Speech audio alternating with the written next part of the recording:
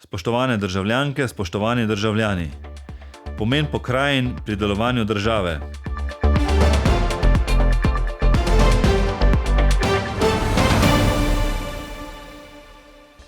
Dobrodošli v Evropskih stoječih novicah. Za osnutki pokrajinske zakonodaje skupina strokovnjakov predlaga teritorialne členitve Republike Slovenije na pokrajine in ureditev pravnega statusa pokrajine.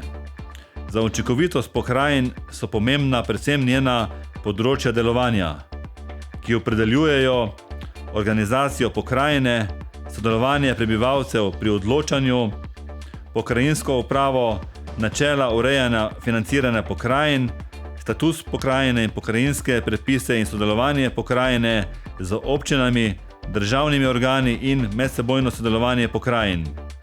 Pomembno za začetek dela pokrajin je sedež in območje pokrajine ter njene naloge. Po strokovnem predlogu potrebujemo nov 143. člen ustave, ki govori o širši lokalnih skupnostih. Ta nov člen bi nosil naziv pokrajina. Določil pa bi, da je pokrajina širša samoupravna lokalna skupnost, ki upravlja javne zadeve širšega pomena in za zakonom določene zadeve regionalnega pomena, na primer planiranje regionalnega razvoja. Pokrajina se ustanovi z zakonom, torej ustanovi državni zbor, tako kot občine. Pri oblikovanju zemljevida pa imajo po ustavi pravico odločanja tudi občine. Zdaj velja, da občine odločijo o ustanovitvi pokrajine. Občine lahko ustanovijo na primer zvezo občine zaradi določenih skupnih nalog.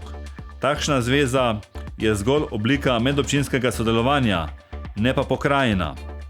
Pred ustanovitvijo pokrajine mora državni zbor pridobiti mnenje in nesoglasje občinskih svetov o predlagani členitvi Republike Slovenije na pokrajine. Po strokovnem predlogu naj bi v Republiki Sloveniji imeli velike pokrajine od 6 do 8, ki pravzaprav temeljijo na obstoječih geografskih pokrajinah: Dolenjska, Primorska, Notranjska, Štajerska in tako dalje. Ljudje imajo občutek pripadnosti obstoječim geografskim pokrajinam. Najbolj občutljiv je zakon o ustanovitvi pokrajin, ki se sprejema s posebno kvalificirano večino, podpreti ga mora vsaj 2/3 navzočih poslancev.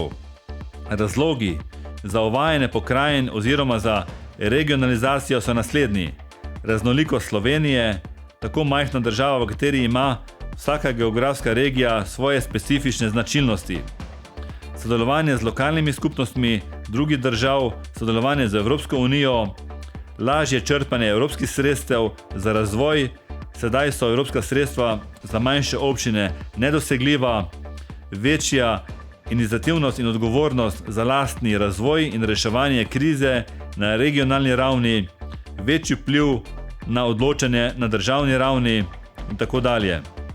Do uspešne zgodbe ustanovitve pokrajin nas čaka še veliko vztrajnega dela in trdne politične volje.